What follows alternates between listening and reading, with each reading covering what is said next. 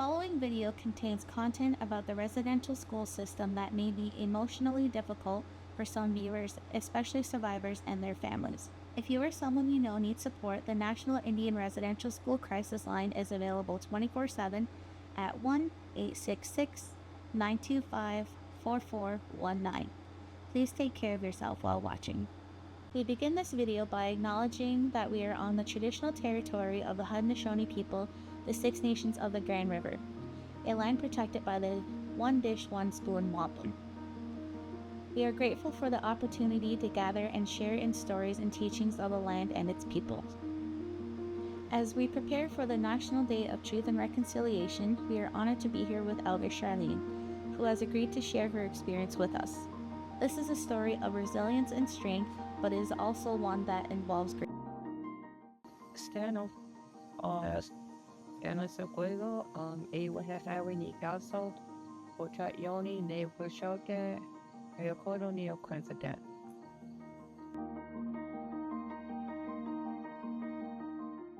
I went to Long House and then I got my name, Iwahasawi. She carries flowers, and so I got my name. But when my mom went to register me, I had to have an English name. And that's how I got the name Sharlene, so. Not from my mom, from my aunt or my cousin or something. I was angry at her for a long time because I never ever heard the name. But it was very, very interesting, what I did. Just played out in the field there, like in the front lawn there. And then she always had these big peonies, these flowers. I loved them. Then she had those out there in her front yard all the time. And then I used to do the dandelion things. Sit out there and make dandelion like necklaces and earrings. Put them around my wrists, like those dandelion things. But see, when I was back home there, I wasn't the oldest. I was the oldest that time with us, right? It was me and my two brothers were down here. When I started school, it was in my 7th year because my birthday's in December, so we didn't have JKSK back. So I had to walk a mile, like Thomas's Corner, all the way down to down the first line to Cheesewood Road. It was number 7 school. Mm-hmm. That's where I went for grade 1. And for grade 2, I went to number 8 school. And I liked number 8 school because there was a big ravine there. It's still there, right? Mm-hmm. But I got to learn a lot of different things there from my school. Like we went outside there. I knew what skunk cabbage was, and the different leaves and everything, the compound and everything. Just the naturalness of the outside. I really liked that. I really learned a lot in grade 2.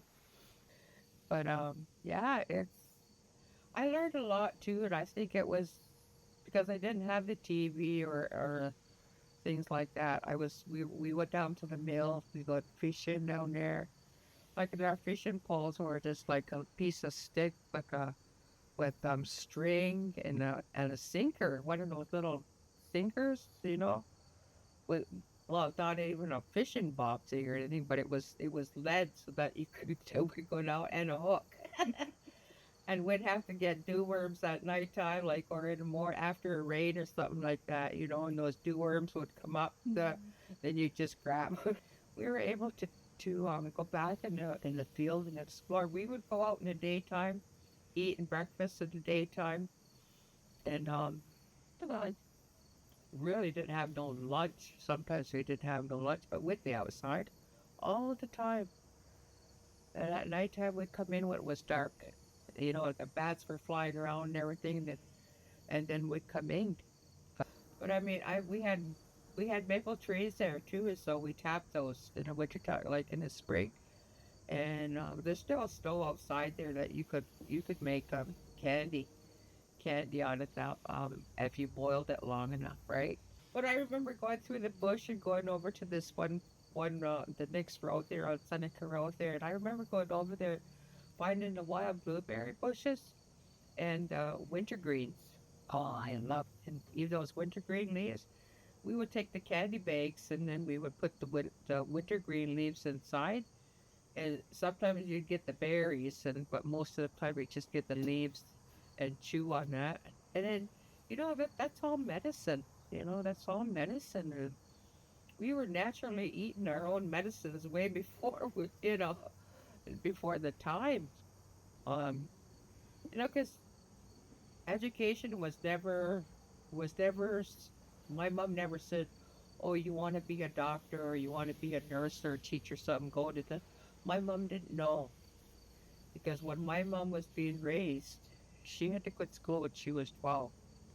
All she knew was agriculture. She worked for Jordan Wineries um, as child labor for 12 years old. At 12 years old, oh, cutting grapes. They put her in the field there to cut grapes, for Jordan Winery, and she did that. And so she didn't know. And the reason I just recently started talking about residential school myself, right? But then I found out that's where my grandmother was. Her mother was there. She only knew work half a day and go to school half a day. She did the same thing with my mom. When my mom was 12, quit school and helped the family.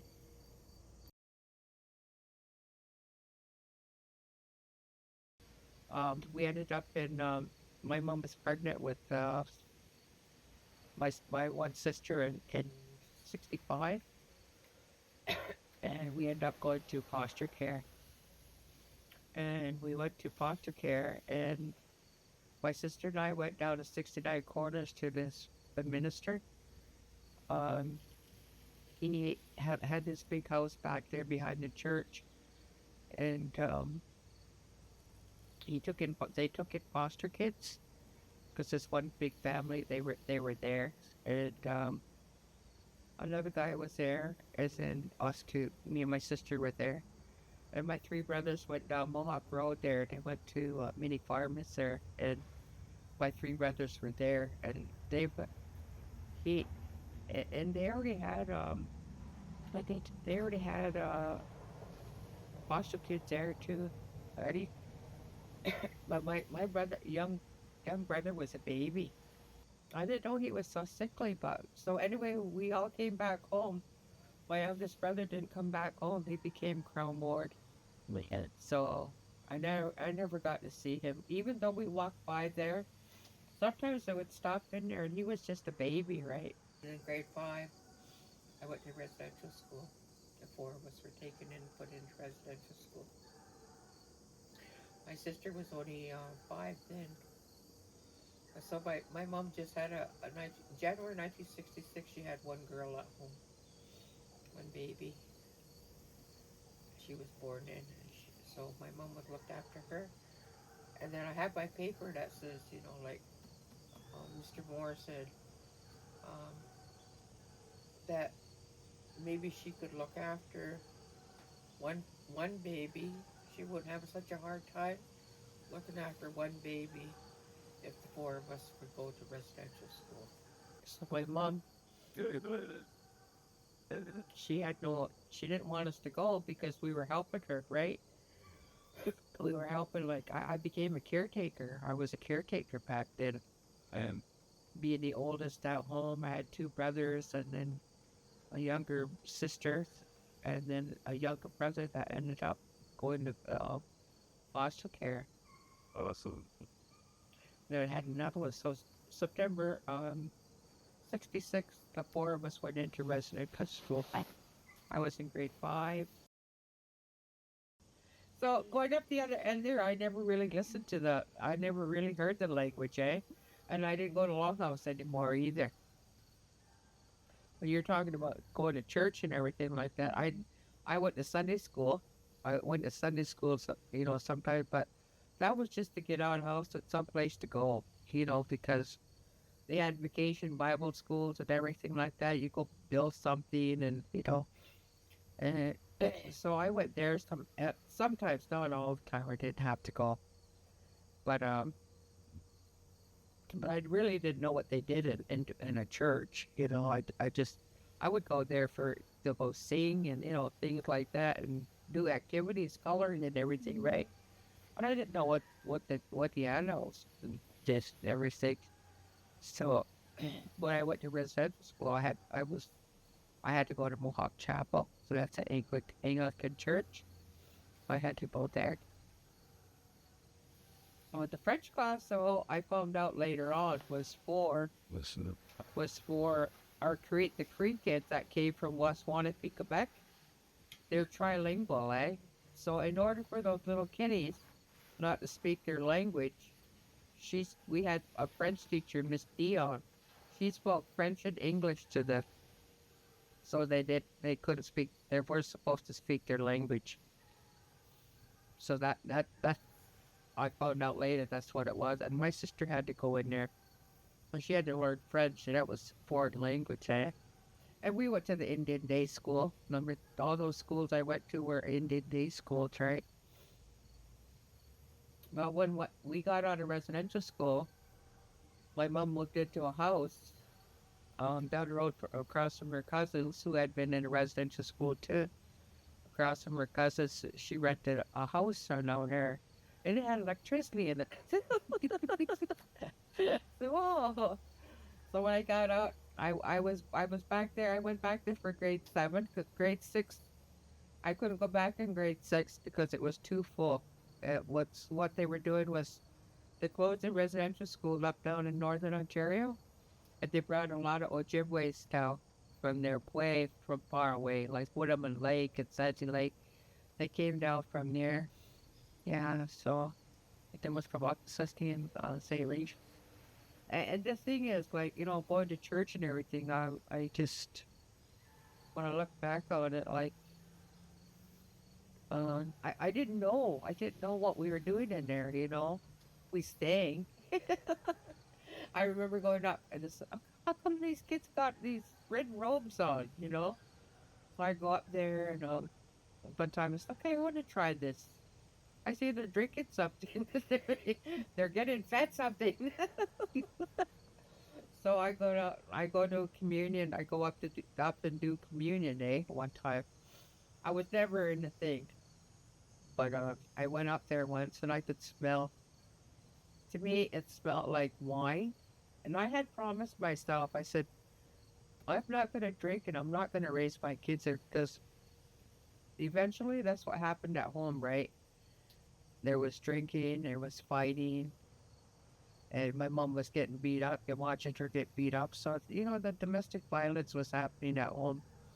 And I thought, and then I got pissed off and I thought, you are giving us wine to drink when you took me out of a home from drinking. You know what I mean? So I didn't understand it. I just, you know, I walked away from that. I walked right off in there because I didn't, you know, I didn't understand it. And then here's this bread, and you know, it was unbelievable to me. I still had to go to church and everything, but I did come home on weekends. Me and my sister would come home on weekends. My brothers didn't have to go back. I wanted to go back. I wanted to go back because of what was happening at home. My mom's last partner there, he was very mean to us, very abusive to us, and sexually abusing us. I got sexually abused once by him, and that was it.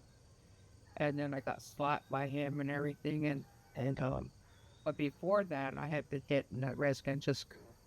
I asked to go back to the residential school or someplace, right? I wanted out of there. So he slapped me one time too, backhand me. Okay. And I just remember throwing that glass, you know, against the wall. And then, you know, because I had to survive. You know, like everything where we lived, the places that we lived at, I had to survive. Being in residential school was so lonely. You know, like I remember. You got nobody to talk to. You got one house mother. I call her house mother. People will call her officer or staff or something. We were told to call her house mother, right? And they never had no kids. Good. We never had. Well, the first one was when I first went there in 1966. We had one there. She had a young mother. She had children, right? But I don't know what she beat my friend, really black and blue and everything like that. My friend down here, she beat her black and blue. I just found out, not a couple of years ago from my friend. She told me, I said, "Oh, how come you got that? How come you got straps?" And just there was Miss Palmer that did that to her. And I remember, I don't know what her dad did, but he kept them in there, right? There was 4 from that family. Peace. But the other one, she was young. She was just a little early in her 20s. The other one was in her early 40s. So, and they never had children, right? So, but those ones had to keep, one at a time, had to take care of 75 girls. On the boys' side, they usually had 2 house fathers over there, and then 75 boys over there too. But we were separated, eh? We were separated. I looked at separation from family, separation from my grandma, my ceremonies and everything like that. Separated again, all the separation that I had in surviving in these different environments that I lived in. And then we were separated at residential school, boys on one side, girls on the other.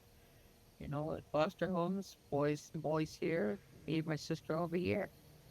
And it was just big separation. And we were kind of close at home and everything like that. But then as we grew, it just so, like I don't feel close to my sister because I wasn't raised with her, you know.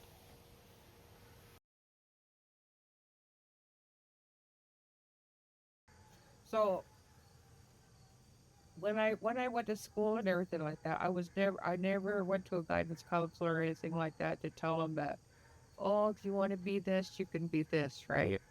So when I got out of residential school at grade 8, I took the same subjects. My schooling was the same as down here at number 3. I took about Africa and I never took about myself. I didn't know who I was. I just didn't know. Like somebody would say an Indian or something. Like, what's that? What's an Indian? You didn't see anything like that, right? And well, back in my day, you did anyway. And but just in longhouse, like the longhouse dancing and everything like that. That's the only place I seen that. But to me, that was just a ceremony. That was our ceremonies. And so yeah, I didn't know. I just didn't really know anything. I never start reading about us until later. You know. So, but when I came out, I was in grade 8. I went to grade 7 and grade 8 at in residential school in Bradford, and like I was taking the same subjects there and everything. I was grade 5 through 7, grade 8, and then when I came out, it closed. June 1970, it closed. And when I went to Waterford High School, there's only about 30 Indians there. Like, I said, wow, this something else. Listen. It was a big culture shock for me too. To go off reserve, go to a high school there. But yeah, eventually then I met my ex there, my husband there. We were both at grade 9, and he was Irish and everything like that. But because of what I seen in my childhood, they were all native guys that my mom were with, and I thought, this 6'3" blonde hair blue eyed guy's not gonna do that to me. You know, I chose the same kind of person. I didn't know that. And that's the way it went. I went for like that for 16 years. Bought a house. I tried everything to keep that together. I want my kids to have one dad There's not going to be stepdads or anything in here. My kids are going to have one dad. I wanted to start breaking cycles. That's what I wanted to do. They're not gonna be raised in where we're fighting and drinking and fighting and everything. They started to. We started to, and then my daughter's gonna be 46. I quit 43 years ago. Quit drinking. I said I'm not gonna raise my kids that way. I didn't allow the liquor to boost that to come in the house either, where they were. So, but yeah, I think not telling secrets, like, to me, it was a secret that I was been sexually touched and everything like that, and not telling anybody, not having anybody to trust and tell anything. I it seemed like to me, as I figured things out now, that I carried that within me, but that fear and everything like that was placed onto my children. My two girls were sexually abused, because I didn't tell anybody. It seemed like I had a secret. But it was down in Hamilton there. I raised my kids in Hamilton and put them in lacrosse and put them in sports and where. And I was lucky to be a stay-at-home mom, as he would go to work, and he said stay home and watch your kids. So when the youngest one got in grade 1, that's when I went got a job. I got a factory job, but because I had already quit drinking and everything too. So I was just reminiscent about this morning. I was writing things down and about the kind of life I lived in. Like, it was an addiction. Like, it was an addiction to try to keep that family together, that family unit. Like a mother and a father and 3 kids, put them in sports, and we bought a house and, just everything. But I got sick of being a chameleon. I was the chameleon. I changed to things, like walking on eggshells every 6 months or something because he wanted to go drink. He just started arguing with me, and I just said, get out of here, It's like he'd run out that door and head right down to the bar and drink, right? And sometimes he'd be gone for the weekend, and then when he'd be gone for the weekend, my kids always said, Mom, don't bring him back, you know. I But I kept bringing him back because I needed financial security too. I depended on him. You go to work, and you help pay for this mortgage too, right? I thought, they teach me all these jobs in here. I said, but I'm never going to be supervisor. I'm never going to go up, on everything. I'm just going to be going down. I see all these older people, like, I said, I don't want to be that person, So I got myself into Mohawk College, and I start going in for a legal secretary.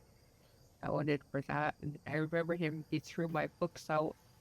My books were all grass stains and everything, but my kids picked them everything up, and then I still went to school, you know, grass stains and all. My books. I still kept on going. I said, you know what, like, that's enough. But the things that I think really helped me was I got my the woman down. I was in native housing down in Hamilton, and when I was down there, I one time I got him kicked out of the house. Like, he laughed and I got him kicked out. And she told me, she said, go down to the shelter down there and ask for stuff on domestic violence. So I go down there and I called them up, but they had a package ready for me, and I went down and picked it up. It was about, in an envelope. There was characteristics of a batter and everything like that. I thought, oh my God. I was reading them, was highlighting things. I said, who was following him around? I thought me and him were the only two, right? So I thought, who was following him around? Like, yes, this to me, like, so who was following him around? And I was shocked. But then as I kept on reading and everything like that, and I would hide my stuff when he would come home. Because he became a truck driver, right? But he still came home. And then we had the kids at sports all the time. And I finally got my license down in Hamilton, so I said, why did I have to depend on him to drive, right? I just tried to break the cycles of, anything, their education and everything. I supported them and everything. I said, you take French now. I said, you get to grade 9, you take your French, and you're done. You're done your languages, right? I didn't know about goals and everything, eh? Like when I would, because I quit in grade 10. Well, going back to college was really awesome. I learned to set goals, short-term goals and long-term goals. I said I want a car, I want a house, things like that. And I set those. But I said this is what I want. But it was hard. Like, my kids were latchkey kids when I was working, right? Latchkey kids, so you got a key to come in at when you're done school and everything. Then I would eventually get home. My kids were never told you only use the microwave. You're not gonna cook anything on a stove or anything, right? Just use the microwave. But when I went back to school there, it was really good because I was starting to learn. Me and my kids we would do homework at nighttime and but going back to as a legal secretary, I chose legal secretary because it's got criminal, it's got family law in there. And at that time there, I had my divorce sitting on a shelf at the lawyer's office. My divorce was sitting on a shelf because I thought this guy's gonna keep acting up with everything. And with that cycle there, that's the only how I got out of it because I came down here, Hamilton here to Kenosha to for counseling and everything, and got into groups and counseling. And when I was under this, like everything that was gonna do, it was like under his control, right? I let him control me because I wanted the kid dad for my kids. I wanted a family unit. Mm.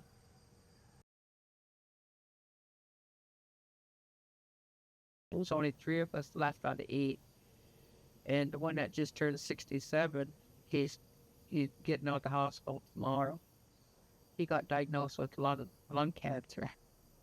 All that grief and everything like that, and me being the oldest, and sober and everything, not taking drugs or pills or anything.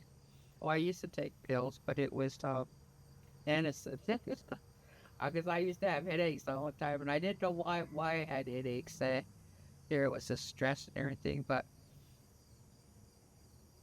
with all that grief and everything like that, I didn't know. I didn't know because being the strongest, I've never seen anybody grieve except drink, like everything.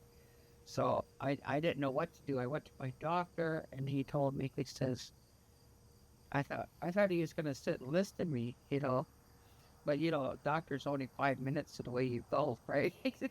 He sent me down to St. Joe's Hospital on Queenston, and there was a nun down there, and every Friday that sister, she was a heart with ears for me. She sat there and she listened to me every time because I didn't know how to grieve. Like, I would cry in the tub at night, but I didn't want my kids to see me. If I didn't want him to, I didn't want to be vulnerable around him because he was already controlling me at times, eh?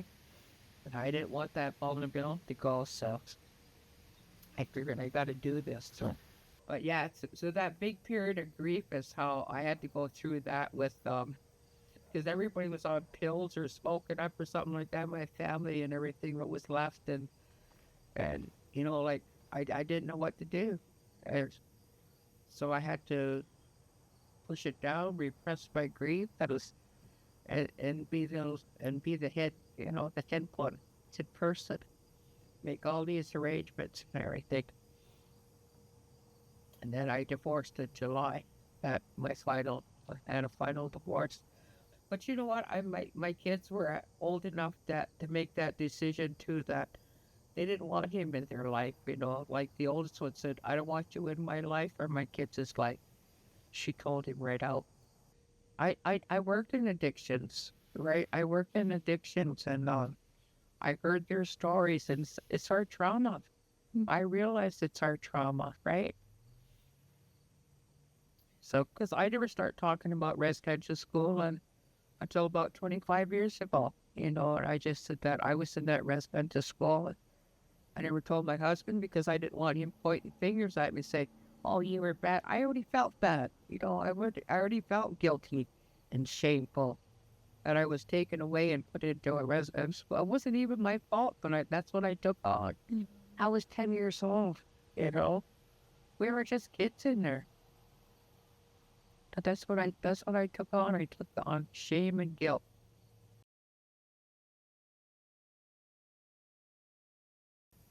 Well, I support my kids in education and moving around. Like this one, she's a registered dietitian down here. She's been the first one at 25 or something across Canada. She went into the Cuba language program. I don't think she's graduated yet, but she will. And then she's into something else right now. But she works from home. So she's got her 17-year-old daughter who has her license and everything now, so it helps her out driving the kids someplace too, because she's got a 4-year-old and a 6-year-old. A 6-year-old always wants to be with me, and you know, like, and he's the one that does the language, right? He's an immersion down here. He knows how to do the Gunoganyol, he knows how to do social dancing, and he's been in along those ever since she was this little. So What's that like? Like, what does that mean? that to me, that is awesome. That is fulfilling. You know, like it's bringing that healing back and everything. What we were forbidden, right? Mhm. He danced. He danced. I got him a Castola made, and I got him a shirt made too. But because he's growing too. But he did smoke dance at the Woodland Culture Center. I said, what was forbidden on there at that place? Yeah, so he did smoke dance up there. I was just so proud. But you know, they were running social songs too, eh? So he knows how to do social songs from his school. And you know, like, you know, he goes around and everything. Like, he knows that. And so this weekend, he wanted to try powwow dancing. So I took him over to New Credit. And because he just never seen powwow dancing before, he get in there. So when the songs start, he thinks he has to follow a male. You know, he followed that older male. He followed him all the way around and danced. And then when it was over, his mom says, "You go back and do social dance in here," but he didn't know. So when he was able to do powwow dancing and everything, go all over and dancing, boy, he was so proud. And the lead guy there was very proud of him. He said, "This guy has such good energy, you know. He's got such good energy." He says, "Can I gift him something?" So he gifted him a little mink tail or mink belt or something like that.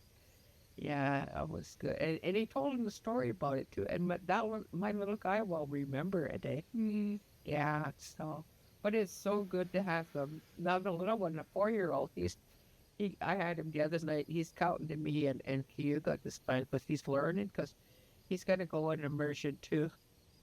So it's just good. Then I have my other little granddaughter. She goes to Jameson. She's learning Hyuga too. So I tell the 2 6-year-olds, I says, "Back here, converse." So I hear him say, "Scandal," you know, "Scandal."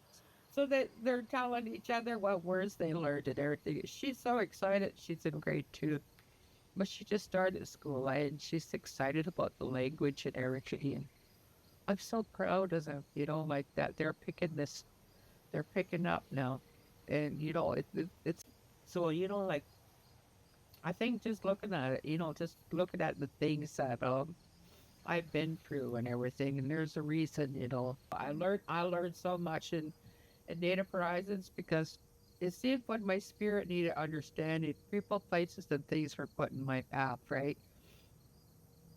I went from DCE, I worked in daycare. I never ever worked in for legal, but I learned a lot from legal secretary because it was wills and estates and real estate and everything like that. It was criminal and civil and family. And so I went through that process myself through my divorce and got my support and everything like that. Using that system that I had where I got my tips through. Nice. I think every person is different. We all have our own goals and all our purpose in life.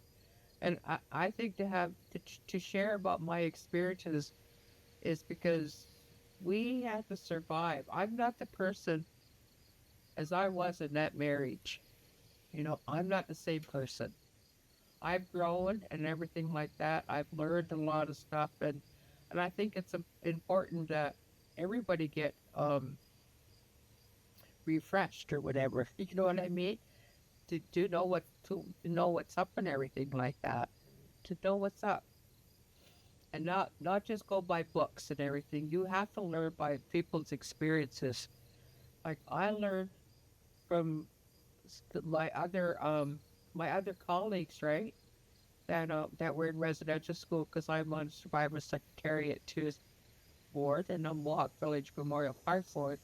And I learned from the ones that were there earlier, that who worked half the day and went to school half a day. That when I went there, I didn't have to do that. My meals were different, my chores were different from theirs. So I learned from them. I said, oh, well, that's how my grandma was raised too, you know. And I think to learn from the experience is not the same as and to hear our experiences, to listen to our, you know, like I'm history. I'm the history you won't see in your books, right? But I am that history now.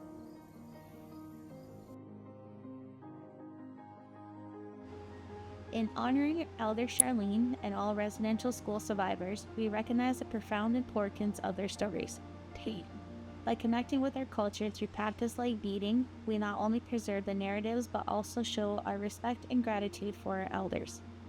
Today we'll be beading an orange shirt pin as a small but significant gesture to carry forward their legacy and ensure their voices are never forgotten.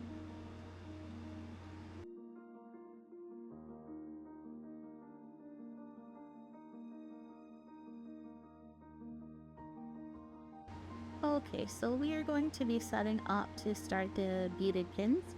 So you're going to use your black beads to do the outline of the pattern there. So for your string, you're going to roughly use about 2 arm lengths worth. And if you would like, you can also double your thread like I have here. Or you could also just do the 1 string method and then just tie at the very end. I always typically do about 2 to 3 knots on top of each other. This way it helps the pattern stay secure.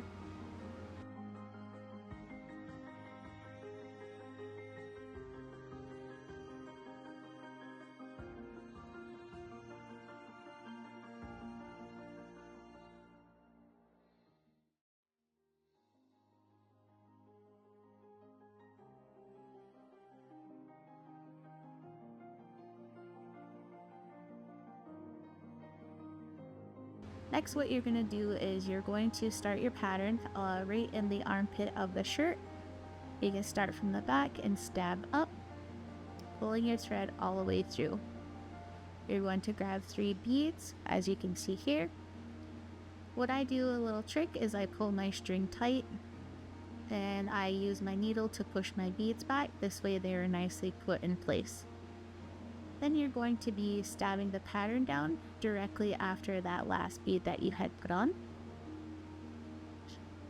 On the back, you can see where you started the first part, where your knot will be. That will be your little cheek point where you are going to be starting to come back up. You'll stab all the way through, and then you're going to go through those first 3 beads that you put on. And you can pull your pattern and you pull your string tightly. Then next you're going to grab another 3 beads, pulling this all the way back to your pattern. You can lie your string down, that way it keeps your beads nice and tight. And also, once again, I'm using my needle to push the pattern down, and you stab directly behind that. On the back you can see there's a little cheat point, So what you're going to be doing is going in between the first set of 3 beads that you put on, and you're going to come up directly after that second bead that you had put on, and then you're now going to come through the last 4 beads. So tacking it this way will secure your pattern down. If you're putting on 2 beads, you're going to go back through the last 3. If you're putting on 4 beads, you're going to go through the last 5. This way it just keeps your beads nice and tight together, and then you can continue this pattern all the way around to do the outline.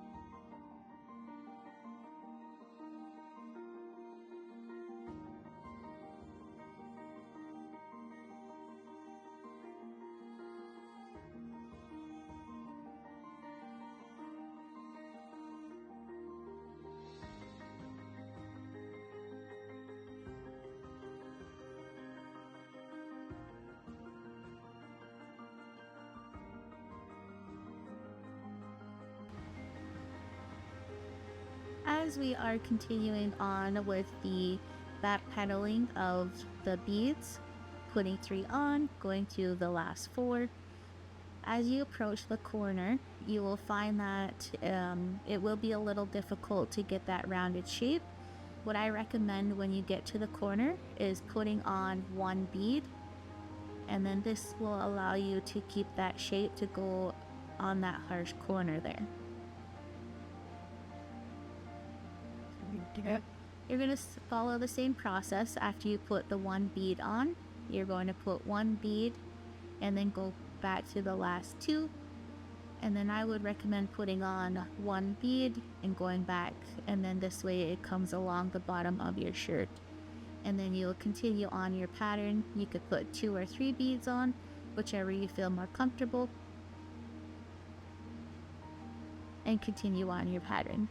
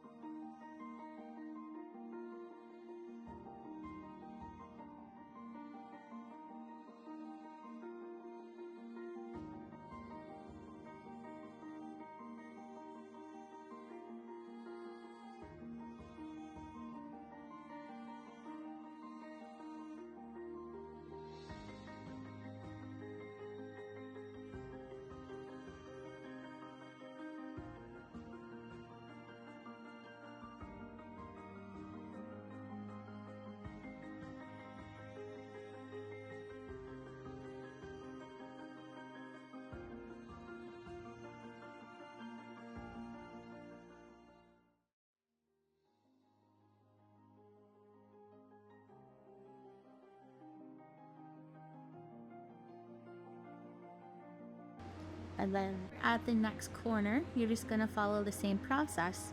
You're gonna put one bead on to get you around the corner edge of the shirt. So you put one bead on, stab down, and then come back up and go through the last two beads. You're gonna put one more bead on that'll help you with your pattern, and then continue on until you get up to the next armpit there. Yeah.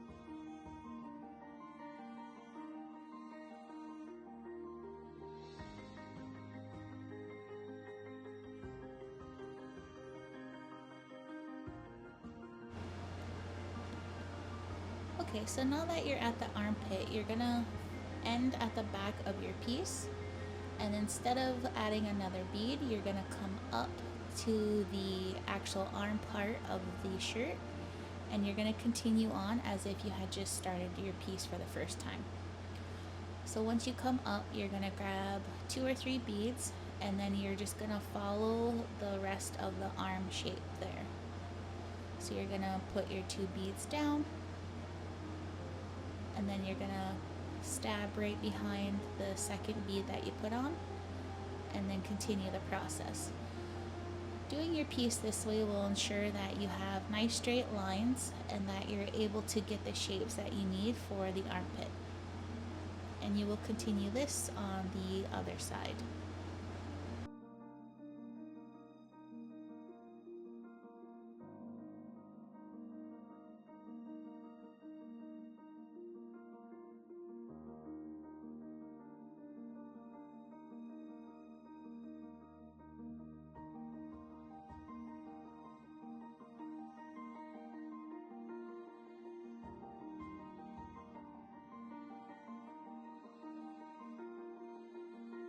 With the corners of the sleeve, you're just going to follow the same process that you did along the bottom, where you're going to be doing one bead, continue the pattern along the corner, tack that down, go back up your last 2 beads, add one more bead, go back to the last 2 beads, and then continue on the straight line until you hit the top part of the sleeve, and continue that process all along the next corner of the sleeve.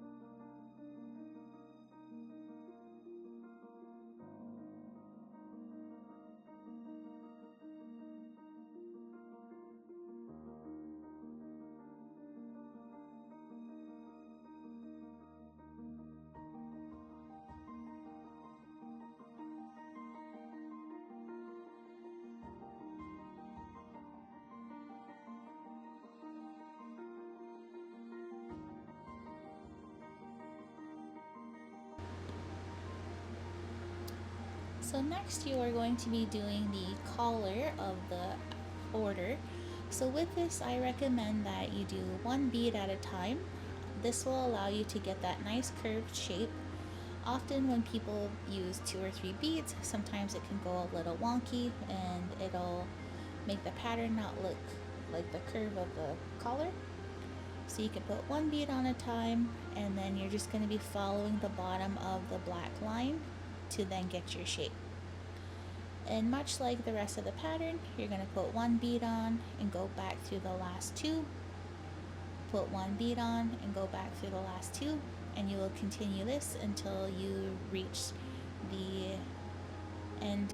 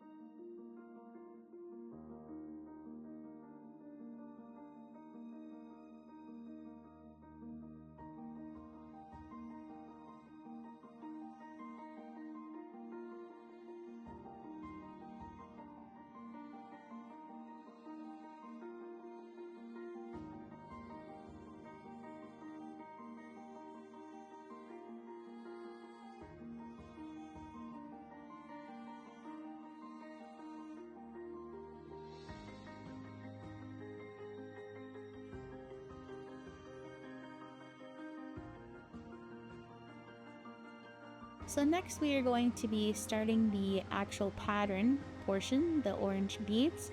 So you're just going to pour your beads into either a little tray or onto your beading board. And this part here, you're going to come down to the very bottom of your pattern. And the bottom line is what's going to now be your guide to fill in the orange portion of the shirt. So you're going to start at the corner of the shirt and you're going to stab up. This one here, you can put on more than 2 or 3 beads at a time. If you're comfortable with 5 or 6, you're more than welcome to do so. So you're going to grab a few beads, and same with when you did the pattern, you can pull your string tightly. This will allow your pattern to line up with the bottom line, and then you're going to stab behind that last bead that you put on. For this process, it is going to be the same as when you did the outside border. So you're going to stab up and go back through all of the beads that you had just put on, and then you're going to continue much like the pattern.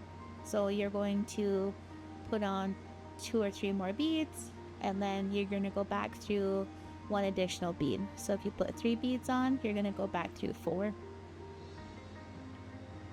and doing use of. You can continue this pattern on until you reach the corner.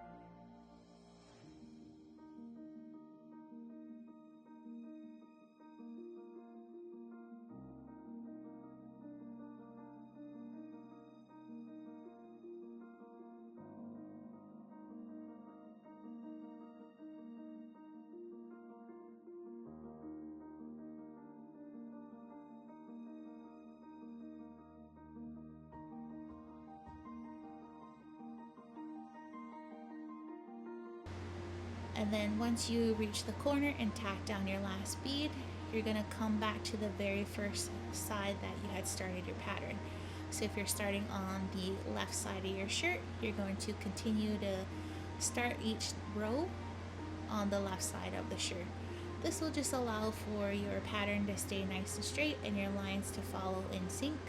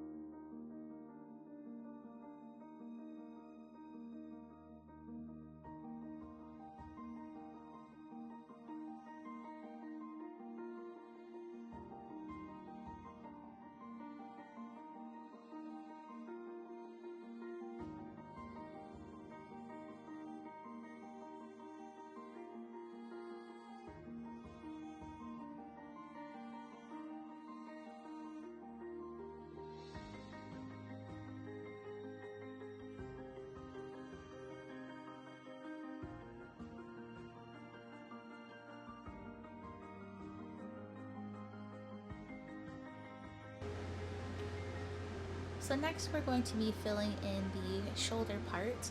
As you can see, there is going to be a little bit of gapping. So you can see you're gonna have a little bit of a gap there. And what you can do here to fill in this area is you can take one bead and you're actually going to turn it in the opposite direction that the rows are facing. So if the rows are going horizontally, you're going to stab into that empty space and you're going to pick up one bead and then bead in the direction horizontally. Putting the one bead in this space will then close that little gapping there, and then your shirt will look a little more complete and there won't be a lot of spaces. And you can repeat this process in any of the areas that you have gapping. So even if along your pattern you may find that in your bottom of the t-shirt part you could have a little bit of spaces along the outside of the border, you can continue to do this process to fill in those gaps just by putting one bead in with a bead going either in the same direction or opposite, and then this will help all your spaces be filled. And you can continue on to the other part of the shoulder.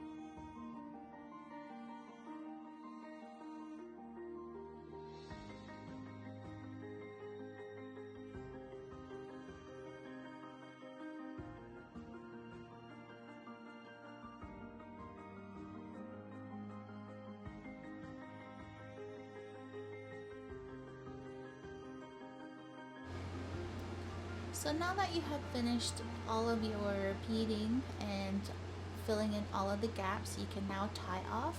So what we do is we just stab up through one of the threads and you're just gonna put a knot up on itself. So with the space that is available, you're going to put your needle through and then this creates the knot, and you're gonna repeat this process twice. Once you've completed this process, then you can now cut off your thread and your pattern is complete.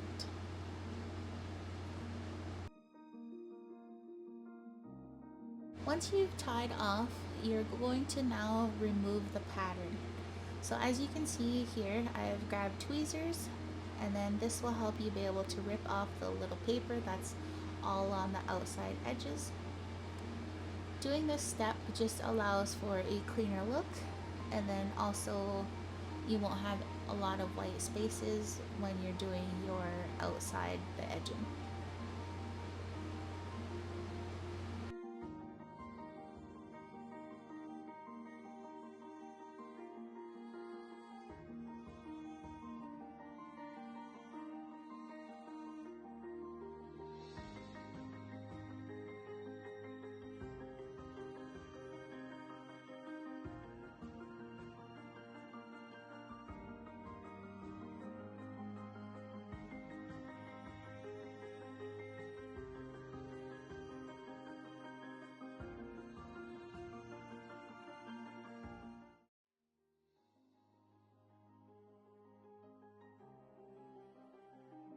Once you've taken off the rest of the pattern pieces, you're then going to grab your scissors and just cut along the outside edge there.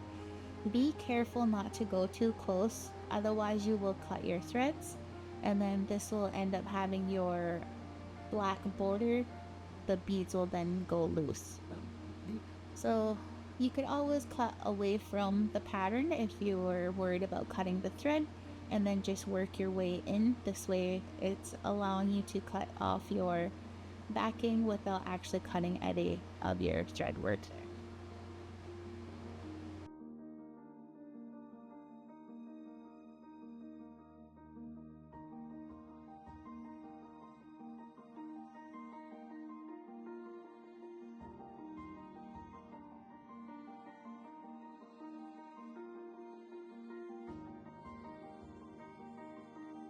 You can go in, and as you're trimming, you can even flip the pattern backwards so you can see your threads, and this will allow you to be able to see where you need to make cuts and ensure that you're not cutting any of your threads.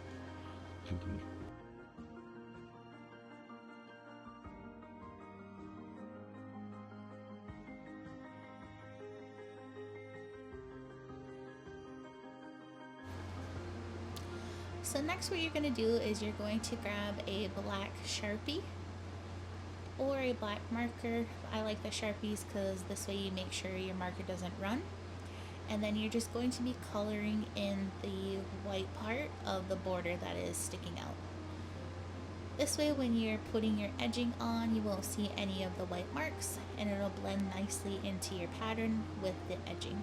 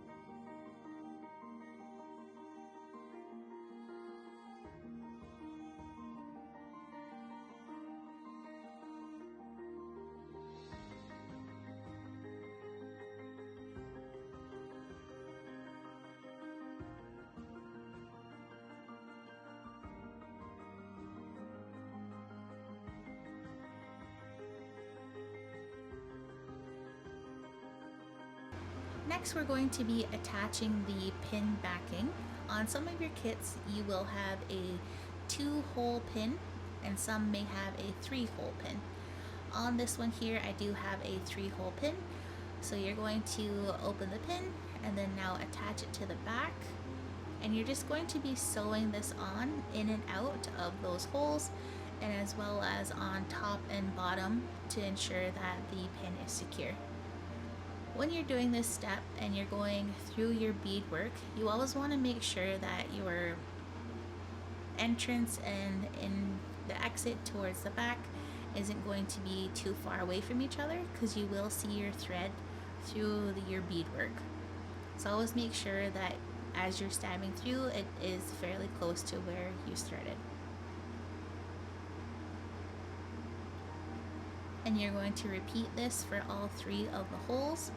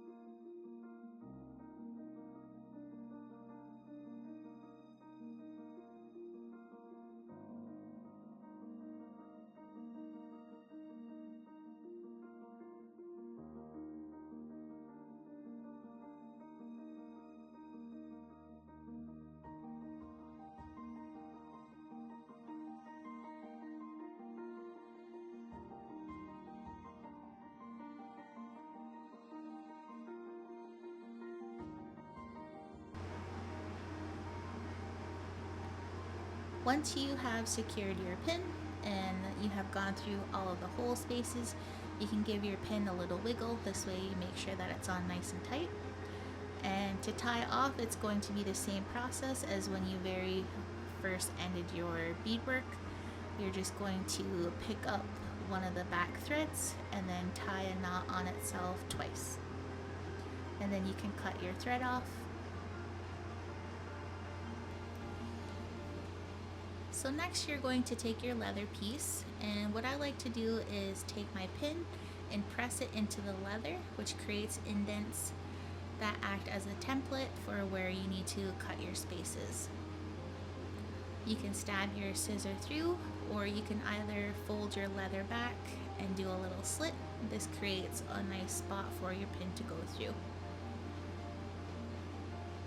So then you're going to open your pin and put the piece through, and then cut the second indent spacing.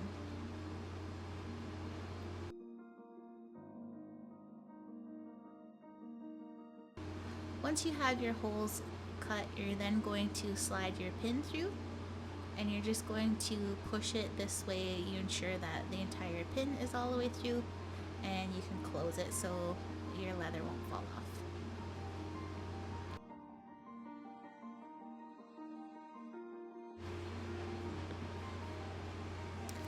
Okay, so now that you have your pin on, you're going to either use Crazy Glue, Super Glue, or E6000, and you're going to secure your leather on. As you're putting your glue on, make sure that you don't go too close to the edge, because this will then cement your leather to your beaded piece, and it will make it very difficult for your needle to pass through to do the edging.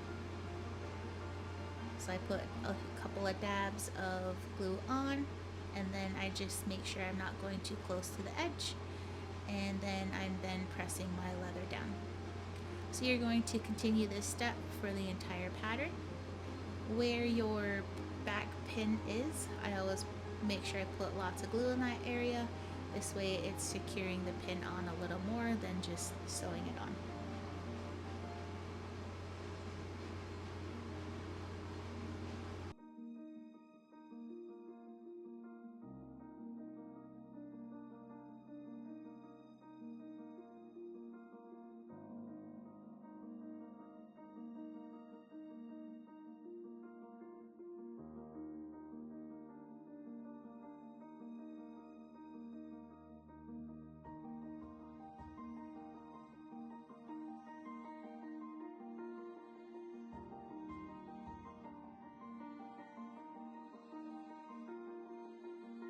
Now that you've glued your leather backing on, you're going to take your scissors and you're just going to be trimming off all of the leather all the way around the pattern. On this part too, you are going to be mindful once again that you're not going too close, because you could risk cutting some of your thread still, and you're just going to be trimming. In the armpit areas, it can be a little difficult. So what I typically do is I'll flip it, and then I'll hold the little piece, the little flap that's created, and then I'll just cut that right in the corner. This way it creates a nice edge for your armpit, and then it is easier to do your edging.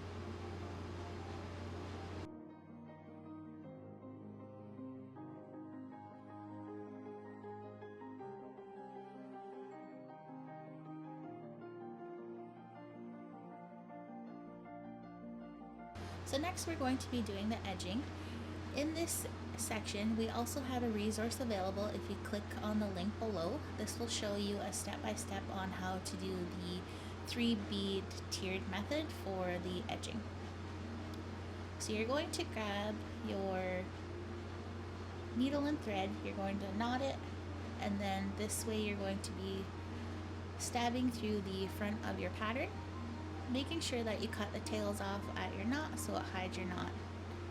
You're then going to grab 3 beads, go about 1 bead width apart, and go through all of your pattern. So you're going to go through the front and come out of the leather backing, And then next what you're going to be doing is you're going to go up the very last bead that you put on. So this will be the bead that's touching the pattern. And then this will create a 3-tiered method.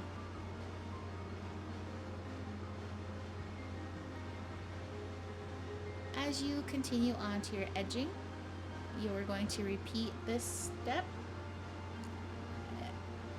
but you're now going to be putting 2 beads on.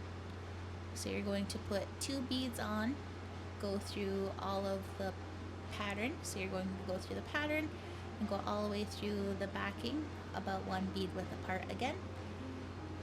So you put 2 beads on and you go back up through the last bead that was put on. The only time that you need to put 3 beads on is when you very first start, and for the rest of the pattern you're going to be putting 2 beads on, going back through the last bead, 2 beads on, and then back through the last bead.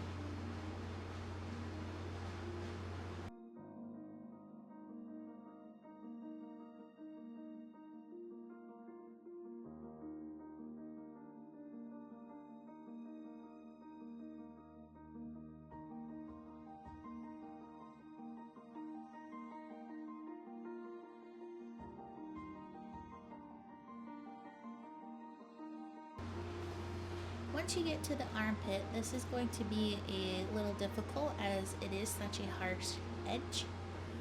So after you get to the very edge of the armpit, you're going to put your 2 beads on, go back up to the last one, and then to come around the corner, you're then going to only put 1 bead on, and then go back up through that same bead. This will allow for your pattern to be nice and consistent, and it won't be a cluster of beads in the armpit. Once you come back up through that 1 bead, you're then going to continue on to your pattern, and you're going to put 2 beads on and then go back up to the last one, and you'll continue this pattern all the way around the edge there.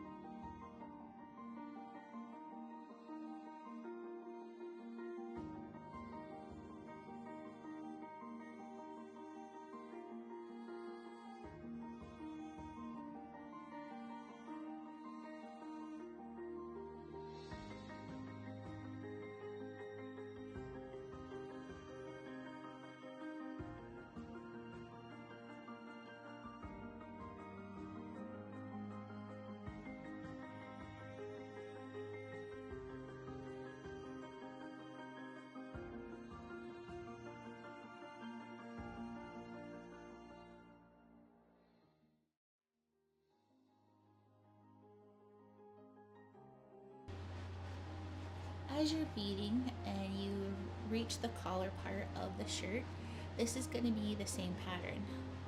So in your collar area, you're still going to put the 2 beads on and go back up through the last bead and continue this along the sleeves until you get to the armpit.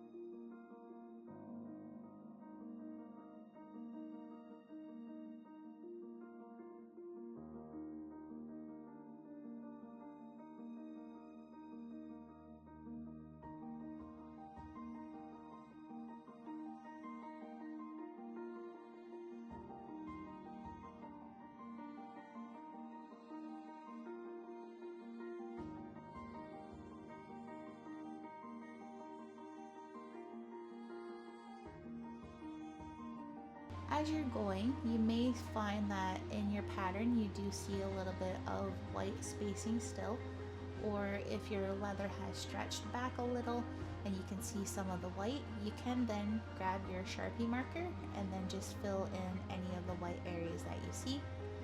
Doing this will ensure that your pattern along your border will remain black, and then this way your pin looks complete.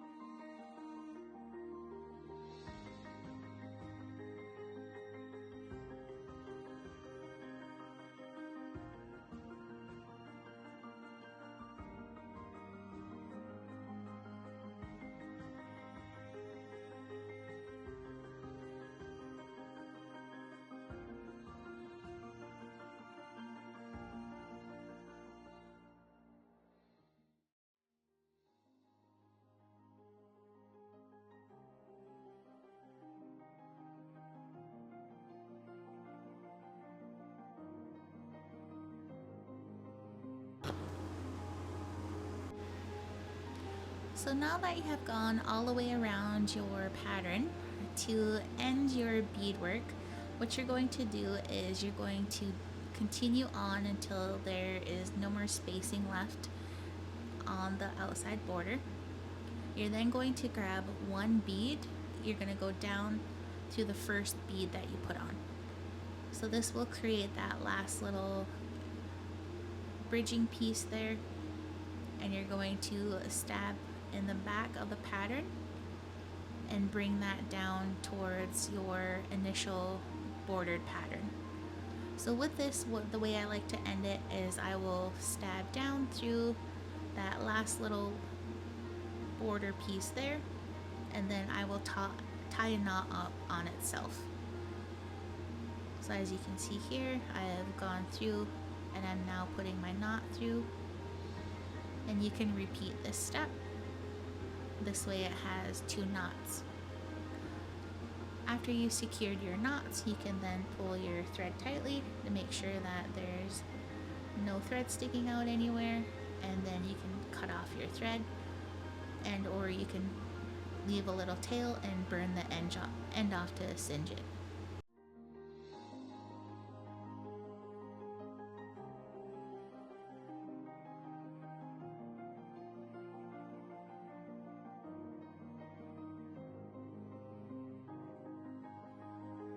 We want to thank our elder for her strength in sharing her story with us. This orange shirt pin is more than just a piece of art. It is a symbol of remembrance, a call to action, and a commitment to truth and reconciliation. We wear it in honor of the children who were taken, the survivors who continue to heal, and to remind ourselves that every child matters.